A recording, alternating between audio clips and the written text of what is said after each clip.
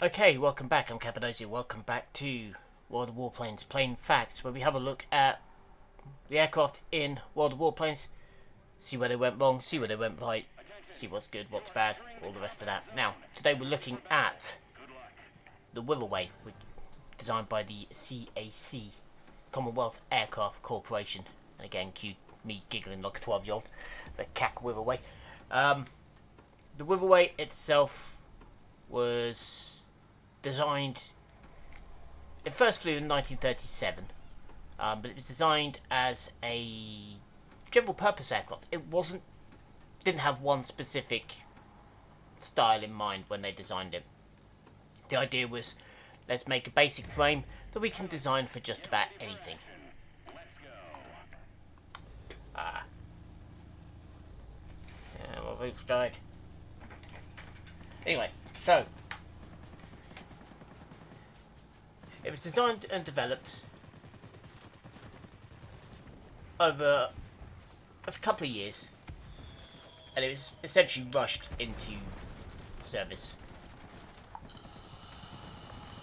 I mean, everyone could see what was going on in Japan, what was going on in Germany. Nobody was really surprised by what was coming. And so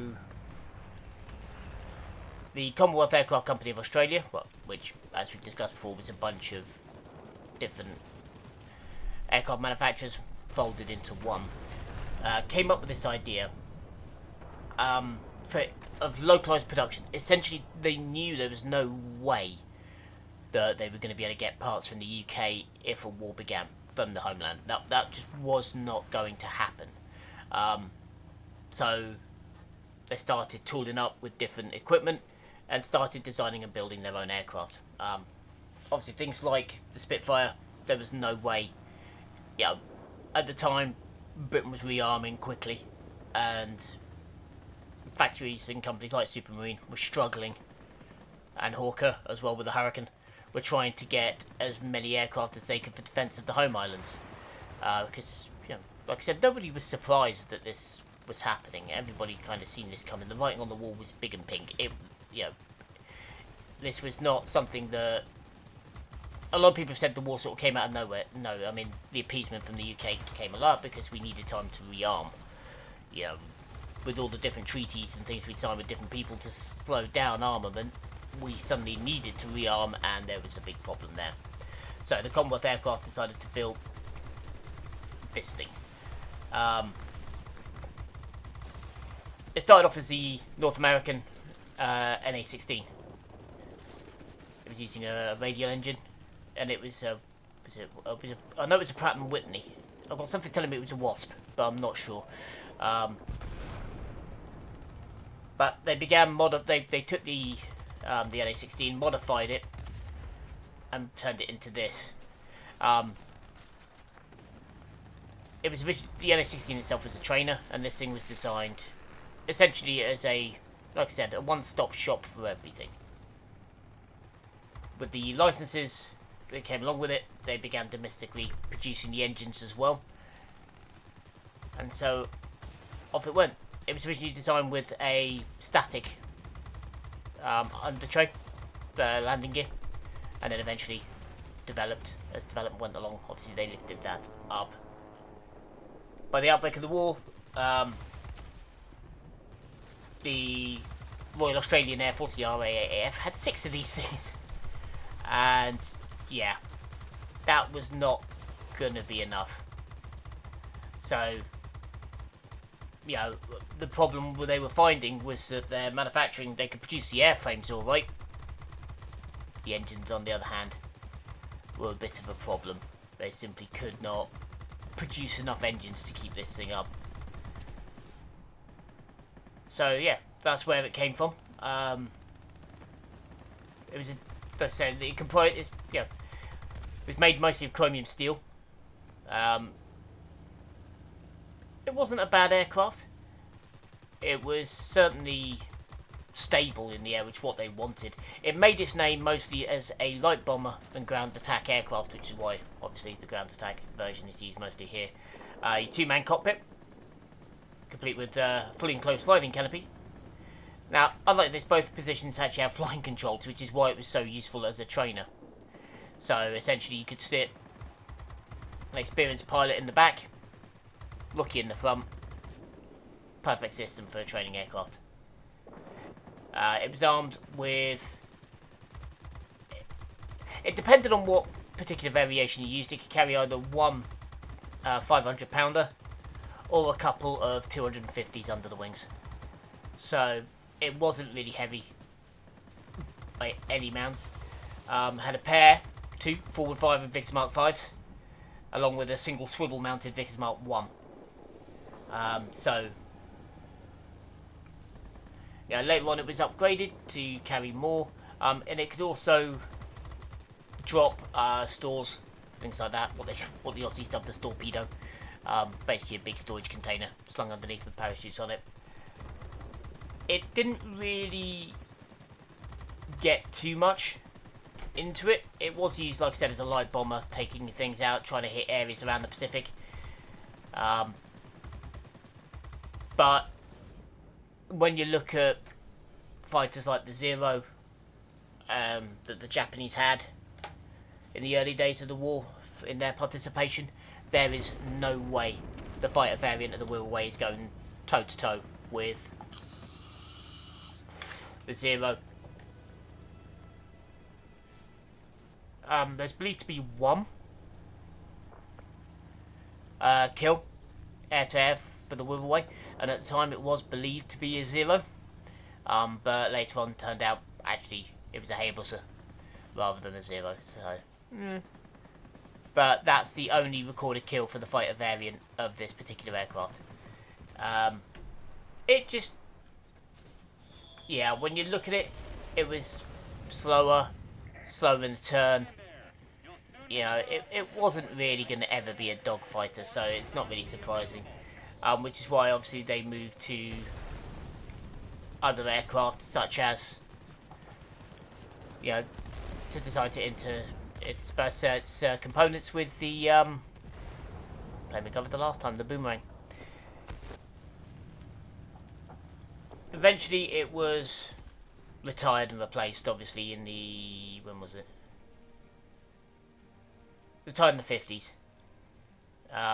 It was replaced with Vampires and Windshields. But essentially, the Boomerang replaced it as a fighter. It was used as, like I said, a light bomber. But its effectiveness was somewhat limited. Purely by the fact that it wasn't fast. I mean, when you look at it, its cruising speed was only 108. Well, its max speed was 220 mile an hour at 5,000 feet. That's 350k for those of you who don't use imperial measurements. And so it was not fast.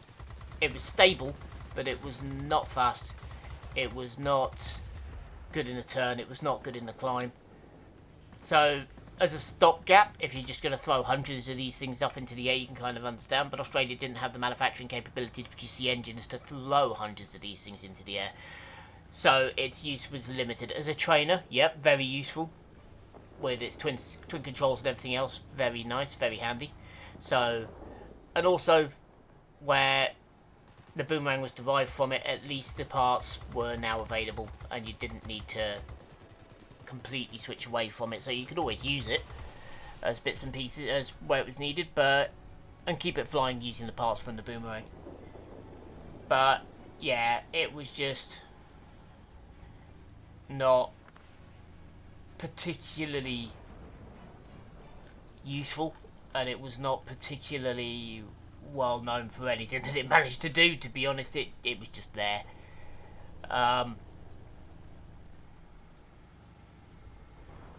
Yeah,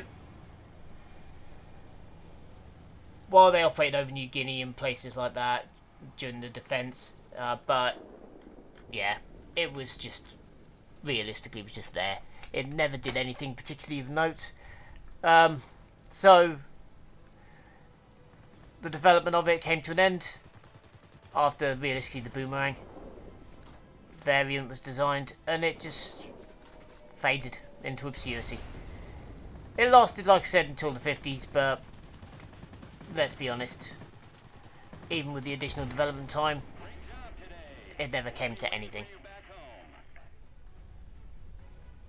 So, now we've gone over a brief view of the history of this thing. Let's take a look at how it's used in game. Now, first of all, I'm back to my little bugbear with this. It's in the British tree, and it is a premium aircraft when I think it should be in the international, purely because it is not British. This thing is Australian, alongside its cousin, the Boomerang. It's not fast. I mean, it's faster than it should be, but it's in as a ground attack aircraft, which, you know, fair. I can understand that. But it's carrying a few too many bombs, as it could only carry two 250s was its main thing. It could carry a selection of different bits and pieces, but realistically, yeah, you'd either fly it with one 500 or two 250s. That was what it was really designed to carry. And so, using it, this ground attack variant, again, I can kind of get why you do that in the game, but again, as I've said before, I don't understand why this thing, of all aircraft, is the only ground attack in the British tech tree. Yeah, it's a little bit too agile for the variant that it should be. As you can see in the video, I was quite happily knocking aircraft out of the sky with it, when realistically I shouldn't be. It didn't carry enough guns really to do that, and it certainly didn't carry itself the way it should have done to be engaging in dogfights. You know, you're looking at, for this thing, it was cumbersome, it was slow, it didn't turn very well. So the plane itself, while it kind of does that, just about every other plane at this level is in a similar boat. So this thing should not be able to adjust and fly the way it does. You know, you look at, like, you know, during this video, I'm racking up over 300 kmh in this thing. Then 250 should be its max. Even in straight level, I'm flying at, you know, without boost, I'm flying at nigh on 280. Excuse me, which should not be happening.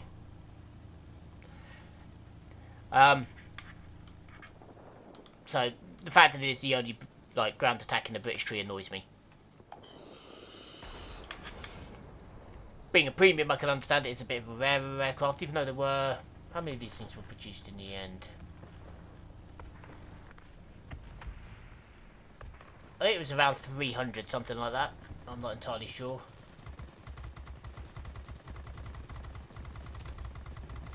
So, somewhere around there. But, yeah. The fact that this thing is the only ground attack in the British tree is annoying. I understand why it's a premium aircraft. Like I said, it was a bit rarer. It's only operated in one theatre, but it's not very good. It was not a good aircraft.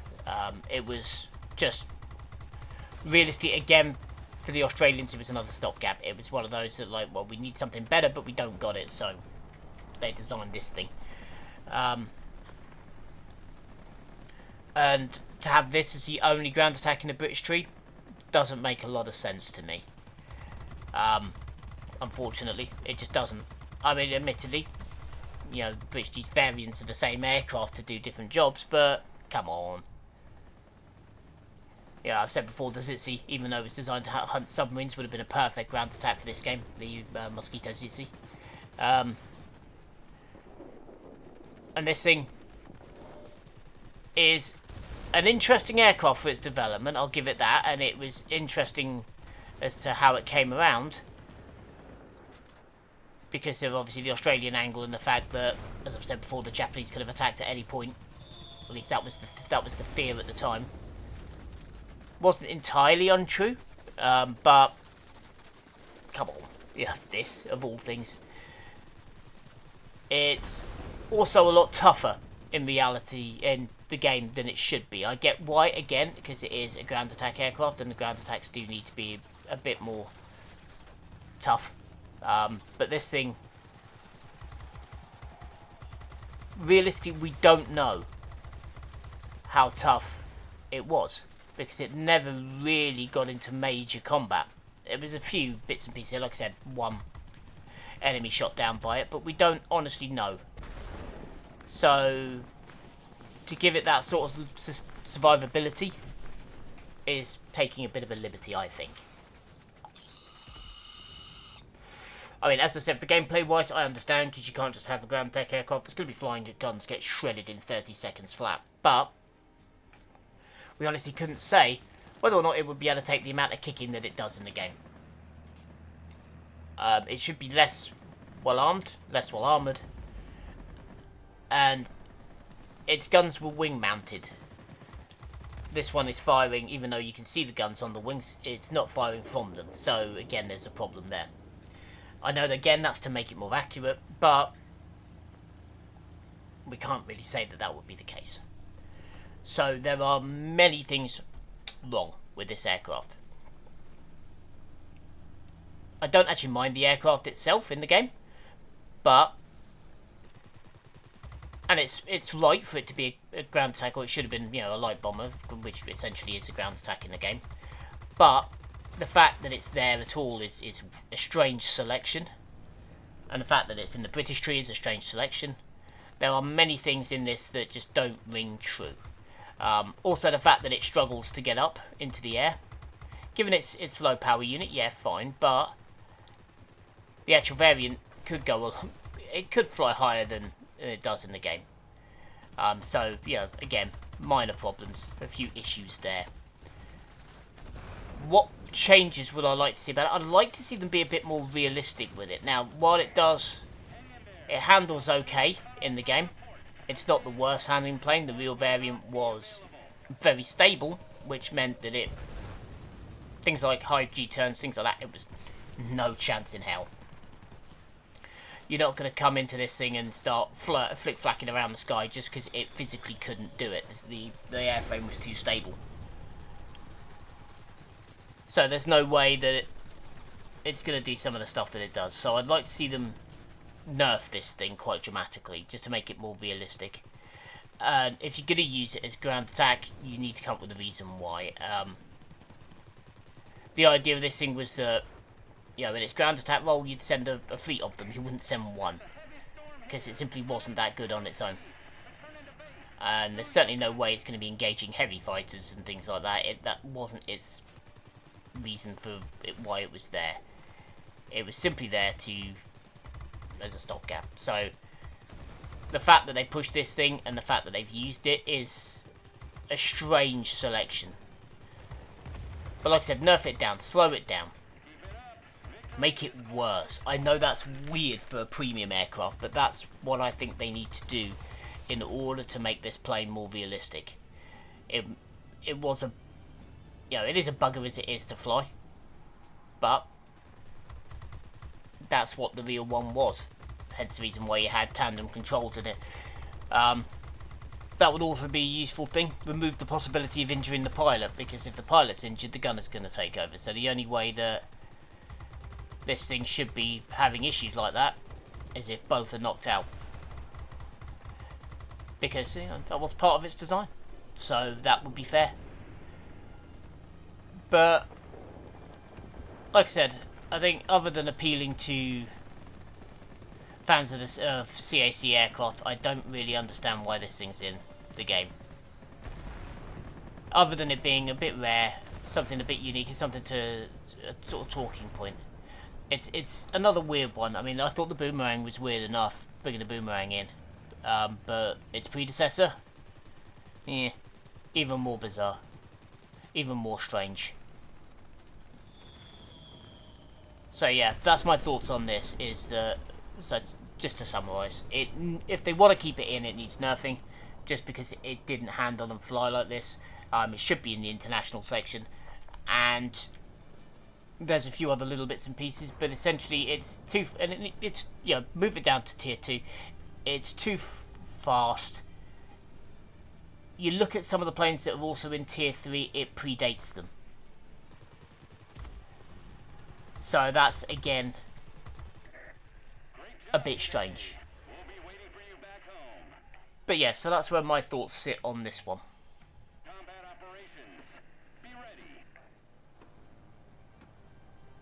I mean, you look at the three stats, you know, avoid engagement, flight at low altitude. Yeah, you'd need to in this. It has powerful guns. No, it didn't. It had a couple of Lee Enfields, or Brownings, 303-inch Brownings thrown into it. It was not... Sorry, Lee Enfields? Vickers. Bleh. But it was not... Realistically, it wasn't heavily armed, it wasn't heavily armoured, it wasn't fast, it didn't move very well. And it can only carry a small amount of bombs. And this thing is overarmed, over-armoured, over-manoeuvrable, oversped. So, yeah. If they wanted to make this thing more realistic, they really need to nerf it. And I don't understand why it's premium. Why you need to pay in gold or tickets for it. I mean, just purely because most of the premium ones are at least something interesting or something rare. This thing was all over the Pacific, so it wasn't rare. But it wasn't very good. So why pick a plane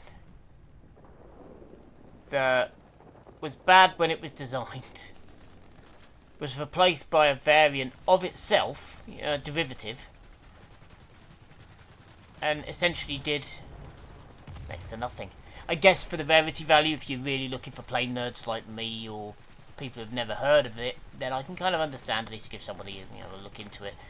But yeah, pick something decent rather than this heap of junk. I mean, you look at like some of the Russian aircraft in the early days of the war. You didn't pick half of them. You picked the more famous ones for later. Why? Because they could actually do their job. This thing struggled at everything, so I just don't understand why they specifically went for this one. To be honest, there's very little information around about the Wirraway. I struggled to find information on it, just purely because it entered service, it hung around for a bit, was used as a trainer and replaced by its own derivative, and then vanished. That's not really a good service life for any aircraft. You look at other aircraft, yeah, okay, eventually they were replaced by later variants or by adaptations, or even, like I said, by derivatives, but at least they did something.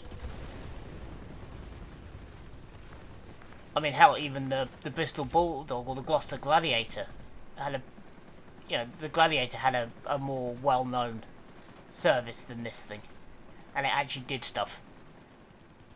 This plane is a very, very strange selection, and I really just do not get it.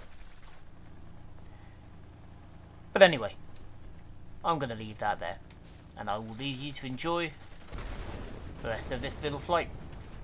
So again, thanks for your time, and for the minute, I've been Cappadocia. Signing off. Large enemy force spotted over the airfield.